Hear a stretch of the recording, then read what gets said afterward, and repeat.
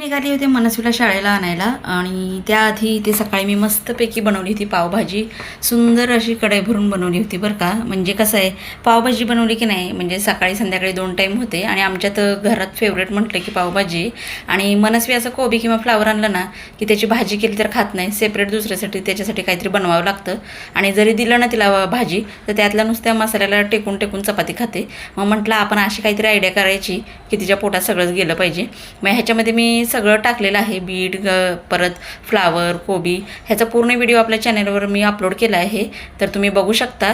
त्यामुळे मी इथे पूर्ण रेसिपी तुम्हाला दाखवली नाही आहे, फक्त तयार भाजी इथे केलेली दाखवली. कारण सकाळी गडबड खूप असते आणि त्यात पावभाजी करायचं म्हटलं की जास्त वेळ जातो. त्यामुळे लवकरच मी सुरुवात केली होती आणि तरी थोडा उशीर झाला होता. कारण पावभाजी म्हणली की सगळ्या भाज्या चिरणं आणि सगळं वाफलून घ्यायचं आणि मग फोडणी मारायची, जास्त उशीर होतो. आणि कारभाराने असा काही असं मस्त चमचमी डबा दिला होता.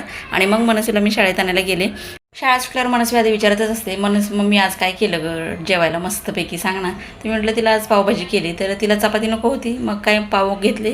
मग आता म्हटलं मी एकटीसाठी कुठे चपाती करू, कारण सकाळी चपात्या मी सगळ्या करत नाही, कारभाऱ्यांपुरतंच करते आणि मग नंतर गरम गरम आमच्या दोघींसाठी करते. कारण सकाळी करून ठेवले ना की खूप थंड होतात आणि मग दुपारी मनस्वीला खावंशी वाटत नाही. मग आमच्या दोघींसाठी मी दुपारीच करते. पण ती चपाती नको म्हटल्यावर पीठ ठेवून दिलं आणि मस्तपैकी ते पाव घेतले. पाव तूप लावून छान गरम केले आणि दुपारी 1 वाजता मग ती आल्यानंतर फ्रेश झाल्यानंतर मस्तपैकी आम्ही ते छानपैकी पावभाजी खायला बसलो. मनस्वीला कांदा आवडत नाही, तिच्यात टाकला नाही, मला आवडतो त्यामुळे मी टाकला.